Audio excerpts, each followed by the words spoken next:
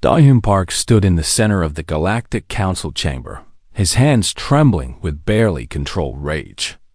Around him, the representatives of 47 alien species sat in their elevated seats, looking down at him like judges passing sentence on a criminal. The chamber was massive, built to make individual speakers feel small and insignificant. Today, that design worked perfectly. Ambassador Park, Volthur's crystalline voice echoed through the hall. The council speaker's body reflected the harsh lights, creating dancing patterns on the walls. Your protest has been noted and dismissed. The incident at New Jeju falls outside council jurisdiction. Outside jurisdiction? Do-han's voice cracked. 17,000 civilians are dead. Children. Families. They were murdered by ships bearing Morvex as corporate insignia. And you call it outside jurisdiction? Morvex clicked his mandibles together, and what Do-hyun had learned was the insectoid equivalent of a laugh. The trade magistrate's compound eyes glittered with amusement. The corporate entities operating in that sector are independent contractors. The trade consortium bears no responsibility for their actions. Do-hyun wanted to scream. He wanted to leap across the chamber floor and wrap his hands around Morvex's segmented throat. Instead, he took a deep breath. 50 years of human diplomacy had taught him patience. 50 years of playing by their rules, following their laws, accepting their condescension. Behind him, Ji-won Kim sat perfectly still in the human delegation's observation seats. Her face showed nothing, but Do-hyun knew her well enough to see the calculation in her eyes. The chief military advisor had been against this final appeal from the start. She had argued that words were wasted on the council. But Do-hyun had insisted on one more chance. "We have evidence," Do-hyun said, holding up a data crystal. "Ship registrations, communication logs, transfer records showing payment from Morvex's personal accounts to the fleet commanders." "Circumstantial," Velther said dismissively. "The council requires absolute proof before intervening in commercial disputes." Commercial disputes? Do-hyun felt something break inside him. They bombed residential districts. They targeted hospitals and schools. This wasn't a dispute. This was genocide. Such strong language, Ambassador. Prevdal, the reptilian security counselor, leaned forward with a predatory smile. Humanity has always been prone to emotional exaggeration. Perhaps this is why your species remains confined to such limited territories. You lack the temperament for true galactic citizenship. The other council members made various sounds of agreement. Some chittered, some hummed, some simply nodded their various heads. Do-hyun had heard variations of this speech for decades. Humanity was too young, too aggressive, too emotional, too different. The council allowed humans to exist in their galaxy, but only on their terms. Limited expansion, restricted trade, constant monitoring. Earth had accepted these conditions because the alternative was war against 47 advanced civilizations. Humanity had emerged into a galaxy already claimed and divided.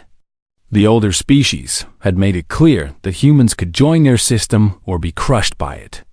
So Earth had chosen patience. They had chosen diplomacy.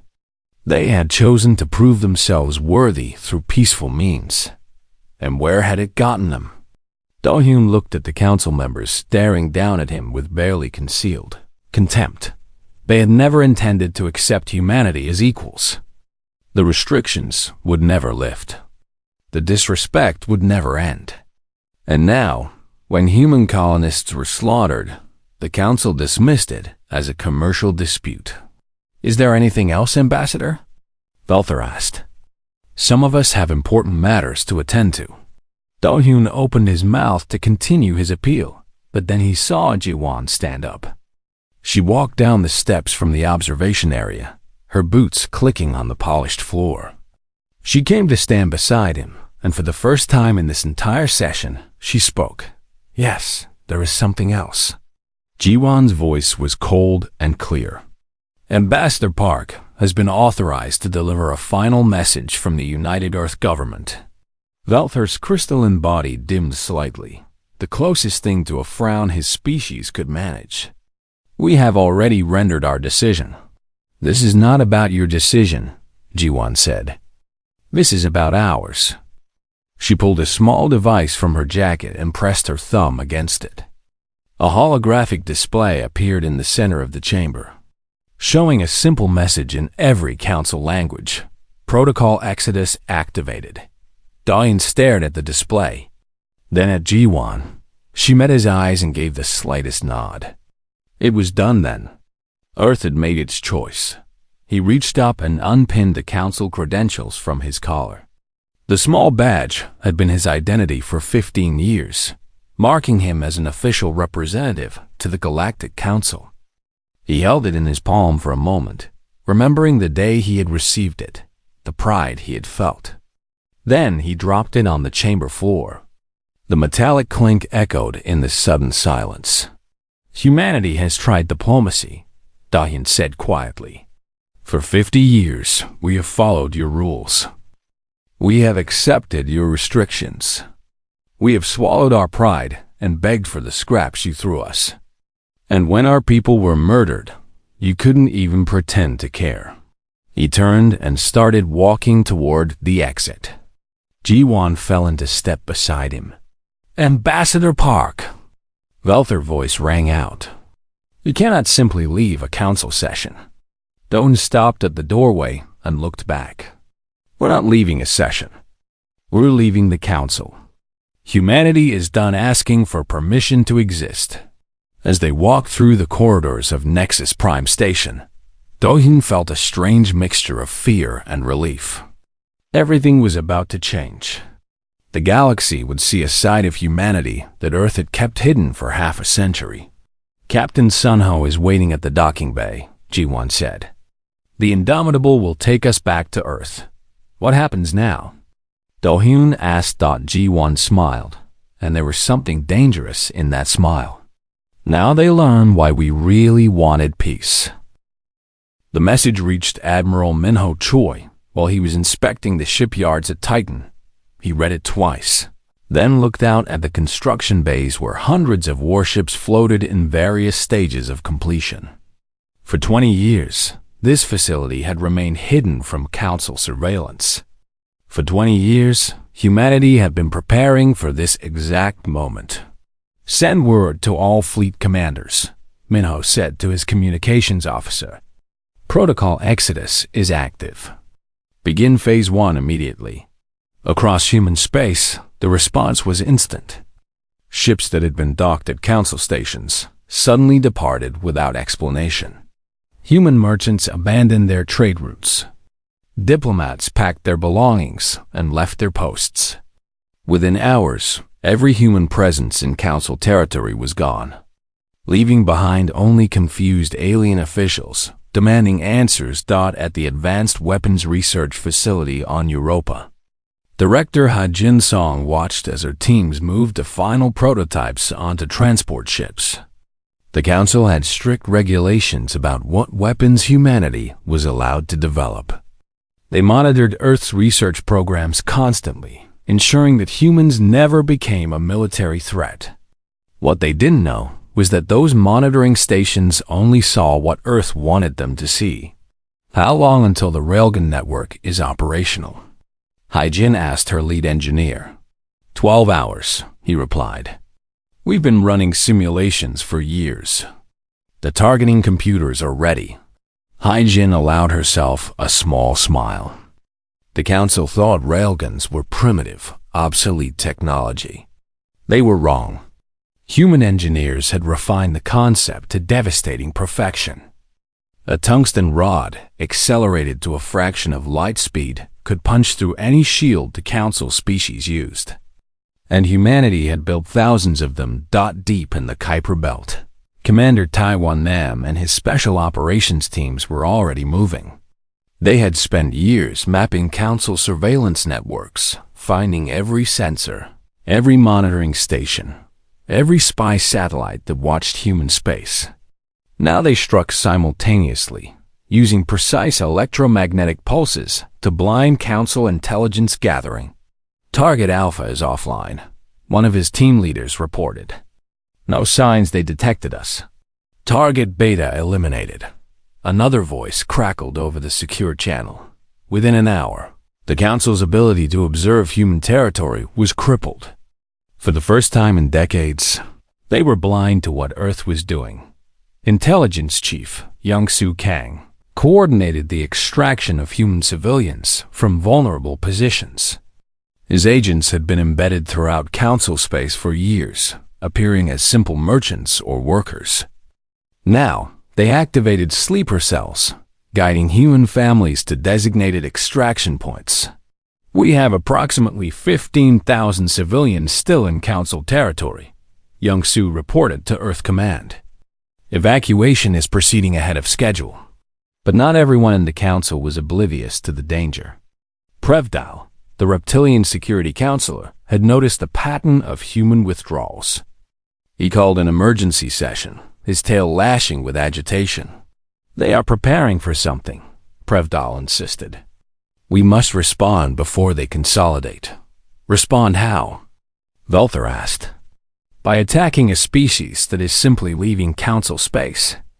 That would make us the aggressors. Better to be aggressors than victims, Prevdal hissed. I am mobilizing the enforcement fleets. We will remind humanity of their place in this galaxy. The Council enforcement fleets were massive, representing the combined military might of dozens of species.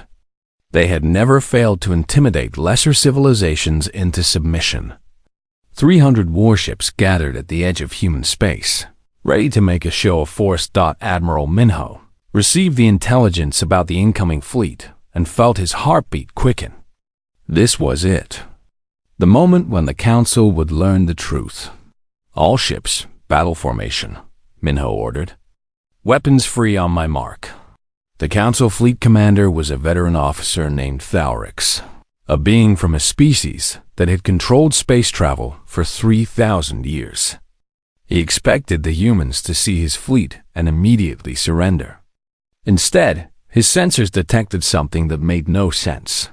Sir, I'm reading 200 unidentified contacts, his sensor operator reported. They just appeared on our scopes. Appeared? Thalrix demanded. From where? Unknown. They must have been using some kind of stealth technology. Thalrix stared at the display. 200 ships, all human, all modern military designs that shouldn't exist. The Council had limited humanity to defensive patrol craft. These were warships, proper warships, with weapons signatures that made his blood run cold. This is Fleet Commander Thalrix to approaching human vessels, he broadcast. You are in violation of Council military regulations. Stand down immediately. Minho's face appeared on Thalrix's view screen. The human admiral's expression was calm, almost friendly. Commander Thalrix, I'm afraid there's been a misunderstanding. We are no longer bound by Council regulations. You cannot simply ignore galactic law. We're not ignoring it, Minho said. We're leaving it behind. Humanity tried your system for 50 years. We found it lacking. If you do not withdraw, we will open fire. Minho smiled. Go ahead. Thalrix hesitated. Something was wrong. The human admiral was too confident, too calm. But pride in 3,000 years of military dominance made him give the order. All ships, fire at will. The Council fleet unleashed its weapons. Energy beams, plasma torpedoes, and kinetic missiles streaked toward the human formation. For a moment, Thalrix thought victory would be easy. Then the human ships activated their defenses, and Thalrix saw something impossible. The incoming fire was being intercepted by point defense systems so accurate, so fast that nothing got through. Thousands of calculations per second, laser grids that could track hundreds of targets simultaneously. countermeasures that seemed to predict where each shot would go. "Return fire," Minho said quietly. The human fleet responded with precision that shocked Thaurix. Railgun rounds tore through council shields like they weren't there. Antimatter torpedoes detonated with carefully calculated yields, disabling ships without destroying them.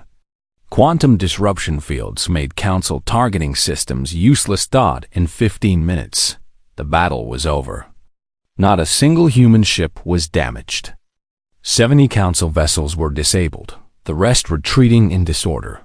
Minho broadcast on all frequencies, ensuring that every council species would hear his message. "This is Admiral Minho Choi of the Terran Defense Fleet. For 50 years, humanity asked for respect. We asked for fairness. We asked for the basic dignity of being treated as equals. You refused. You exploited us. You murdered our civilians and called it a commercial dispute. So let me be perfectly clear. Humanity is no longer asking for permission. We will take what we need. We will defend what is ours. And if you come for us again, we will show you what happens when you push a species that learned warfare before it learned to leave its home planet. This your only warning." The message reached Earth, where President Yoon Ji-han listened with satisfaction. It reached Nexus Prime Station, where Velther felt true fear for the first time in centuries. And it reached every corner of council space, where species began to wonder if they had made a terrible mistake. President Yoon Ji-han stood before the camera, her expression carved from stone. Behind her, the flags of Earth's United Nations hung in silent witness. She had rehearsed this speech 100 times, but now that the moment had arrived, the words felt heavier than she expected. "People of Earth," she began, "for half a century, we have sought peace among the stars. We accepted restrictions on our growth, limitations on our freedoms, and constant surveillance of our activities. We did this because we believed in the possibility of coexistence. We believed that patience and good faith would eventually earn us the respect we deserved." She paused, letting her words sink in across every human colony and settlement. "We were wrong. The Galactic Council has shown us that they view humanity not as equals, but as subjects to be controlled. When our people were murdered, they dismissed our grief. When we asked for justice, they offered us contempt. Therefore, Earth has made a decision. We are withdrawing from the Council's authority. We will defend our people, protect our interests, and forge our own path forward. We did not want this conflict, but we will not shy away from it." Across council space, the reaction was immediate. Some species called for total war against humanity. Others urged caution. But all of them watched nervously as human military forces began operating with a freedom they had never shown before. Commander Jae In-shin led Siege Fleet Alpha toward its first target, a council military shipyard orbiting a gas giant in the Kelver system. The facility produced warships for a dozen different species, and its destruction would cripple council military production for months. "Sir, we're being hailed by the shipyard commander," his communications officer reported. "Put them through," Jane said. An alien face appeared on screen, its features twisted with fear and anger. "Human vessel, you are approaching a restricted military zone. Turn back or face destruction." "I'm afraid we have different plans," Jay replied calmly. "This shipyard has produced vessels used in actions against human interests. We're shutting it down." "You cannot. This is an act of war." "No," Jane said quietly. "This is a consequence. You've had 3 hours to evacuate all personnel. I suggest you use the time remaining." The alien sputtered more threats, but Jane cut the channel. His fleet moved into position with practiced precision. When the evacuation deadline passed, they opened fire. The attack was surgical, destroying construction bays and weapons platforms while leaving habitation modules intact. Within an hour, The shipyard was a useless wreck, but not a single life had been lost. This pattern repeated across multiple systems. Human forces struck military targets with devastating accuracy, crippling Council capabilities while carefully avoiding civilian casualties. It was a demonstration of power and restraint in equal measure. Meanwhile, Sora Bay was conducting a different kind of warfare. The former Diplomatic Corps director had transitioned smoothly into intelligence operations. And now she was unleashing information that the Council had kept hidden for decades. Release Package 3, she instructed her team.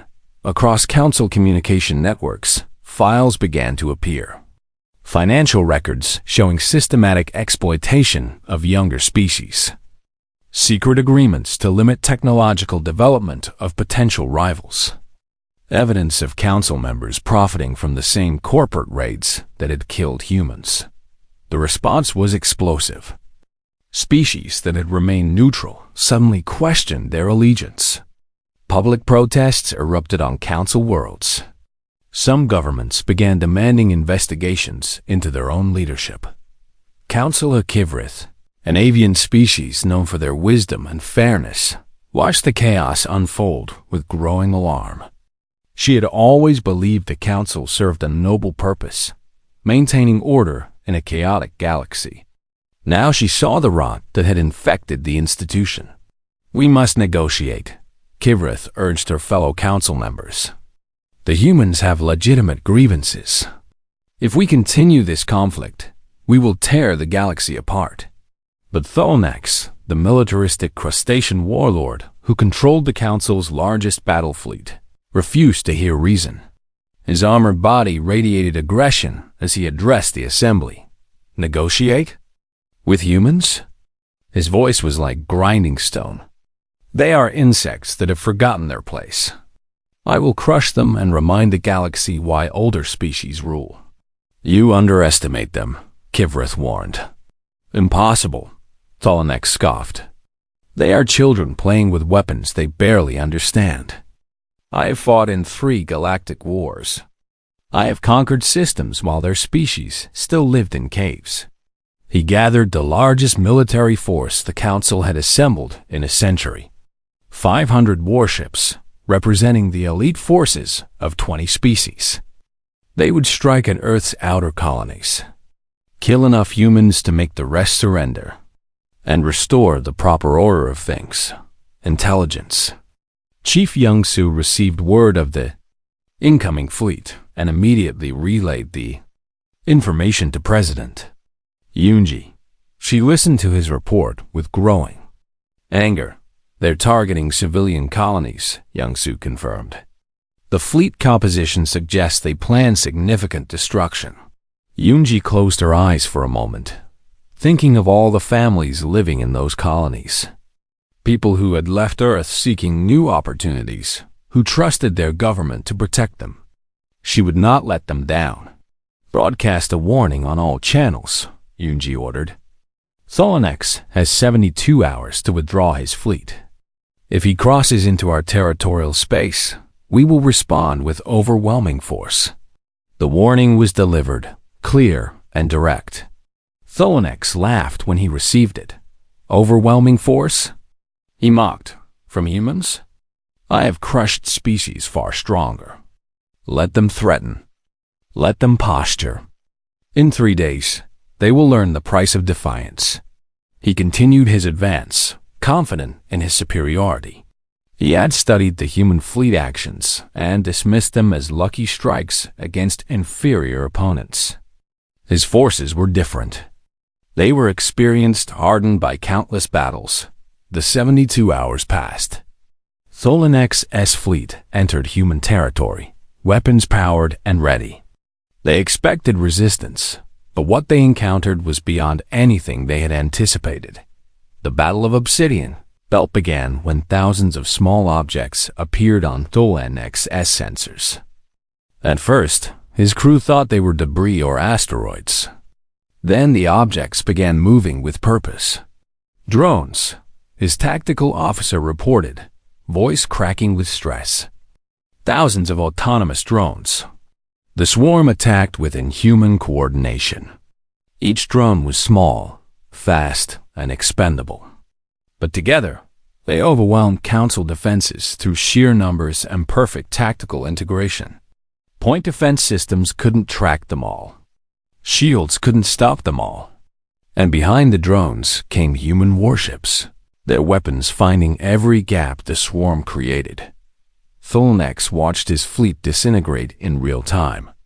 Ships that had survived decades of combat were disabled in minutes. His own flagship shuddered under repeated impacts. Retreat! He roared. All ships, emergency withdrawal. But the humans had planned for that too. Faster vessels cut off escape routes, hurrying the Council fleet into kill zones where railguns and torpedoes waited. It wasn't just a defeat. It was annihilation. Of 500 ships, only 80 escaped, most heavily damaged. Thulnex himself survived only because human forces deliberately disabled his flagship's weapons and engines, leaving it drifting but intact. A message appeared on his view screen. Admiral Minho looked at him with cold contempt. "You wanted to remind us of our place," Minho said. "Let me remind you of something. Humanity spent 10,000 years perfecting warfare. We fought with sticks and stones, with swords and spears, with bullets and bombs, with nuclear fire. We learned every lesson war could teach, paid for that knowledge with billions of lives. And you thought we would forget all of that when we reached the stars?" He leaned closer to the camera. "We chose peace because we knew the cost of war. But we never forgot how to fight. Go back to your council. Tell them what happened here.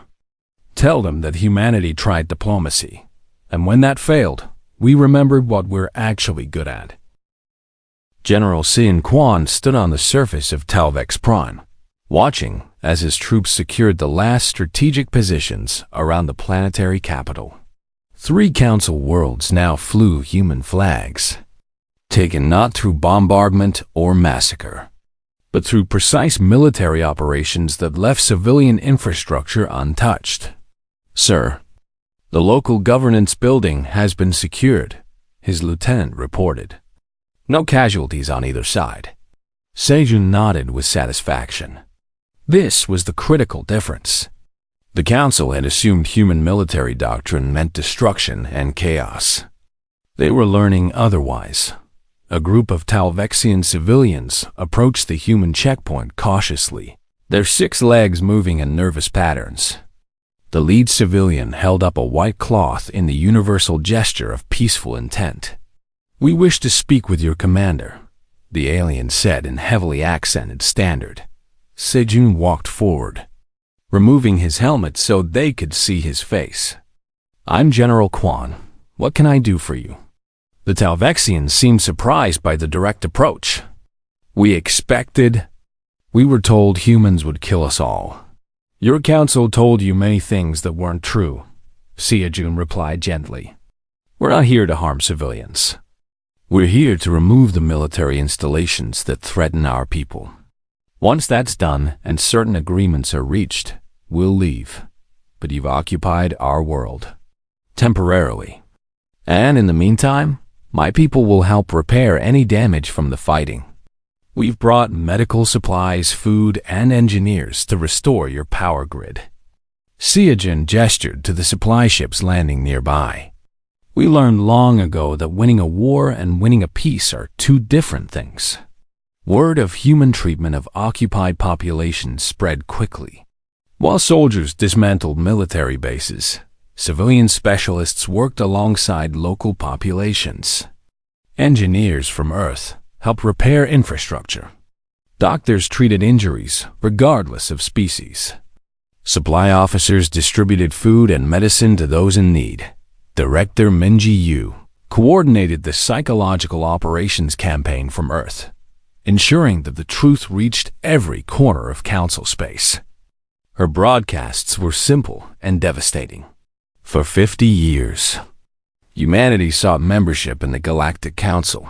One broadcast began, showing footage of early human diplomats being dismissed and mocked. We followed every rule. accepted every restriction, proved ourselves peaceful, cooperative, and patient. The footage shifted to show the devastation at New Jeju, and when our people were murdered, the council called it a commercial dispute. They refused justice. They refused even basic acknowledgement of our grief.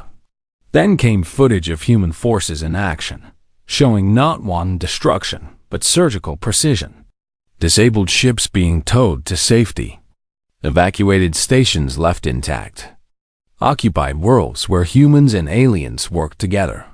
We did not choose this war, Minji's voice concluded, but we will end it on our terms, not through conquest, but through the establishment of true justice and equality. The campaign worked. Public opinion across council space began to shift. Many species started asking uncomfortable questions about their own government's actions. Meanwhile, Council Supreme Commander Zalvos grew desperate. A being from a species that had ruled through military might for millennia, he could not accept defeat from humans. In a secret facility, he authorized the deployment of bioweapons, forbidden by galactic law for thousands of years. Release the plague into human colonies, he ordered. Make it look like a natural outbreak. By the time they realize the truth, millions will be dead. But one council member could not remain silent. Renthia was a telepathic species who had always valued honor and truth. When she learned of Zalvos Southland, her conscience would not allow her to stay quiet. She stole the bioweapon deployment schedules and escaped. Council headquarters in a small ship, broadcasting a distress signal on human frequencies. Within hours, she was intercepted by a human patrol. "Please," she transmitted, her telepathic voice carrying genuine terror. "I have information about a war crime being planned. I wish to defect."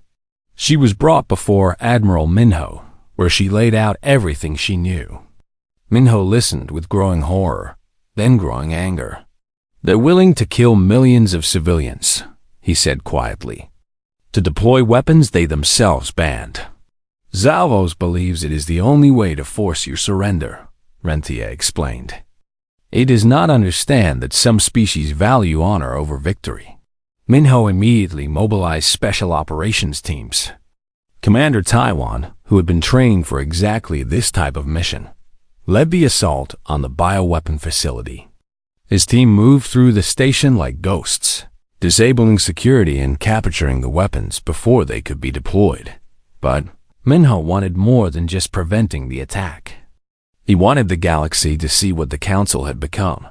President Yunji authorized the broadcast personally. Across every communication channel in known space, evidence appeared. Detailed plans for the bioweapon attack. Communications between Zalvos and his subordinates. Even footage of the weapons themselves being prepared for deployment. The reaction was immediate and explosive. Species that had supported the Council's war effort turned against it overnight. Governments demanded Zalvos' arrest. Protests erupted on dozens of worlds. You had the chance to retaliate in kind, one alien journalist asked during a human press conference. "Why didn't you?" Junho Park, coordinating civilian logistics and serving as a civilian spokesman, answered with quiet dignity. "Because becoming like our enemies would mean they won. We fight for a better system, not to perpetuate the old one's cruelties." The Council fractured completely. Some species withdrew from the organization entirely, declaring neutrality. Others demanded the immediate removal of current leadership. A few hardliners continued to support war, but they were isolated and weakening.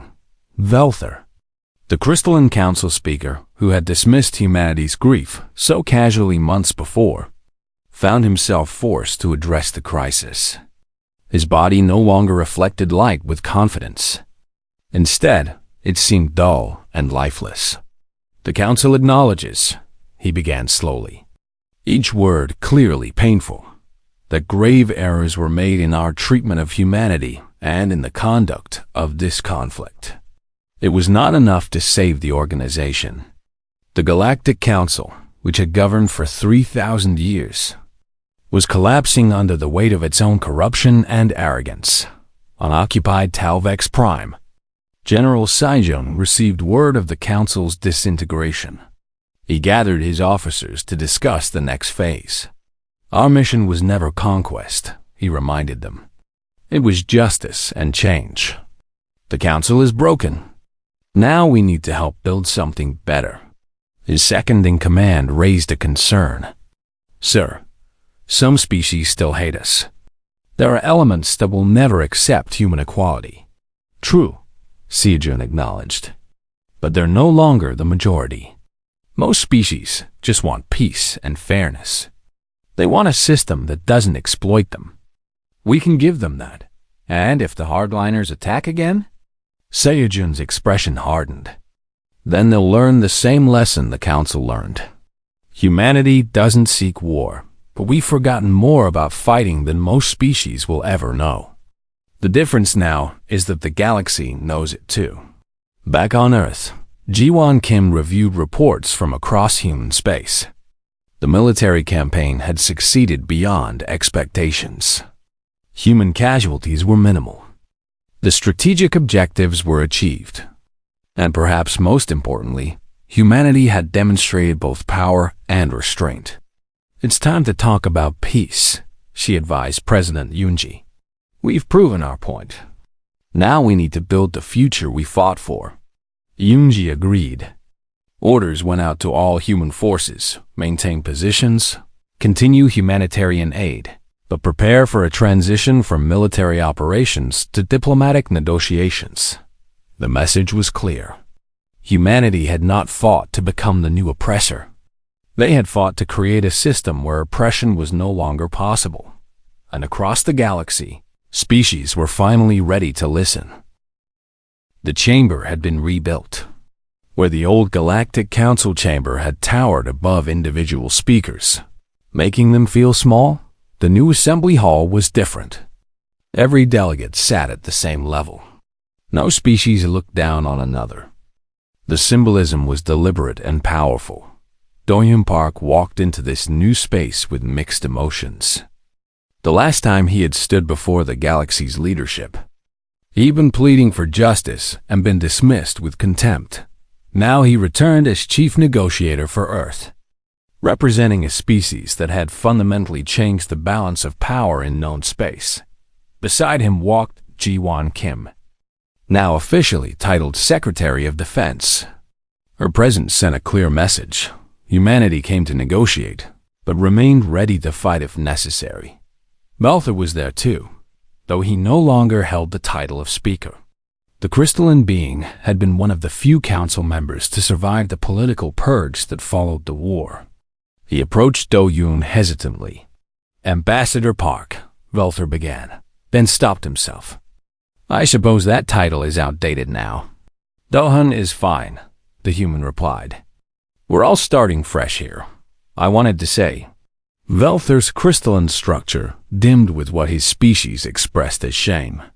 I wanted to apologize for dismissing your pain, for enabling the systems that led to this war, for believing that age and experience made us wise when it actually made us arrogant.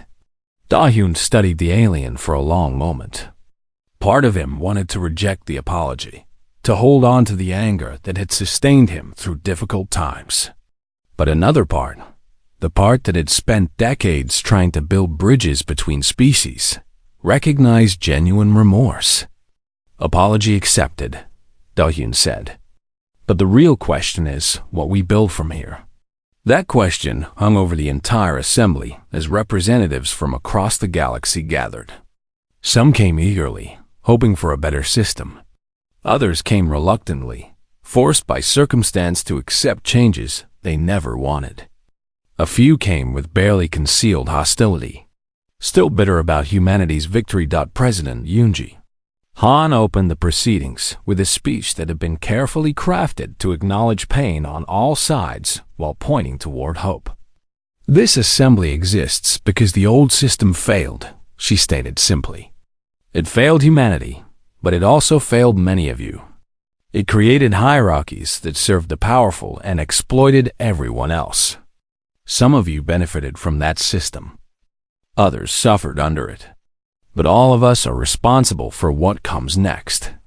She paused, letting her words resonate through translation systems.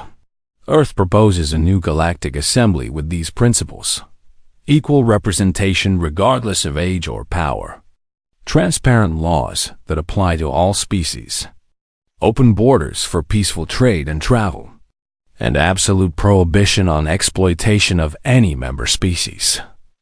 We fought a war not to become the new oppressors, but to end oppression entirely. The debate that followed was intense. Some species argued for modified versions of the old hierarchy. Others wanted complete independence from any galactic organization. A few suggested that humanity, having won the war, should simply dictate terms. Yang Hyunwoo, representing Earth's new diplomatic corps, spoke passionately against that last suggestion. If we impose our will through force, we become exactly what we fought against, he argued. The point of this assembly is mutual consent and cooperation. Any species that doesn't want to join is free to remain independent. But for those who do join, it must be as genuine equals. The discussions continued for weeks. Admiral Sun-Ho Lee maintained a visible military presence, with peacekeeping fleets stationed throughout neutral space. The message was clear. Humanity would enforce the peace if necessary, but preferred not to. Trust, but verify, Jae-won explained to a journalist. We hope for cooperation. We prepare for treachery. That's how you maintain peace when not everyone is ready for it. Gradually, a framework emerged. The new Galactic Assembly would have no Supreme Council, only rotating committees with balanced species representation. Laws would require supermajority approval. Military forces would be limited and monitored for all members, including humanity. Disputes would be settled through arbitration, with enforcement mechanisms that couldn't be blocked by any single species. Some species signed immediately. Others negotiated modifications. A handful, mostly die-hard council loyalists, refused to participate and withdrew into isolation. Humanity allowed them to go in peace, though intelligence operations kept careful watch on their activities. The ceremony to ratify the charter was attended by representatives from 73 species. Dong stood at the signing table alongside leaders from across the galaxy, adding Earth's seal to the founding document.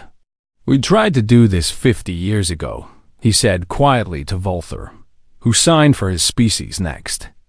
We could have avoided so much pain if you had just listened. Perhaps, Volther agreed. But perhaps some species need to fall before they can learn to rise differently. My people believed we were wise because we were old. We learned that wisdom requires humility, not just experience. Over the following months, the assembly began its actual work. Trade routes reopened under new regulations that prevented exploitation. Military forces transitioned from war footing to genuine peacekeeping. Species that had been restricted under the old system began expanding and developing. There were challenges. Some council hardliners launched guerrilla attacks on assembly targets, requiring military responses. Economic integration created friction as species adjusted to fair rather than rigged markets. Cultural differences led to misunderstandings and disputes, but the framework held. When conflicts arose, they were addressed through assembly mechanisms rather than force. When military action became necessary, it was conducted by multinational peacekeeping forces under strict oversight. Admiral Sun-Ho commanded one such force, a mixed fleet with ships from 17 species working together. 6 months ago, these species were shooting at each other, he observed to his executive officer. Now they're coordinating maneuvers and sharing sensor data. It's not perfect, but it's something. On Earth, construction began on new colony ships. For the first time in decades, humanity could expand without council restrictions. But the expansion was careful, coordinated with assembly guidelines to avoid territorial disputes. Junho Park, Da-Hoon's nephew, coordinated the civilian side of this expansion.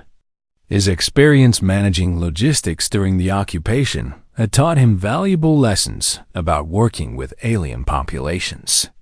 The key is respect, he explained to new colonial administrators.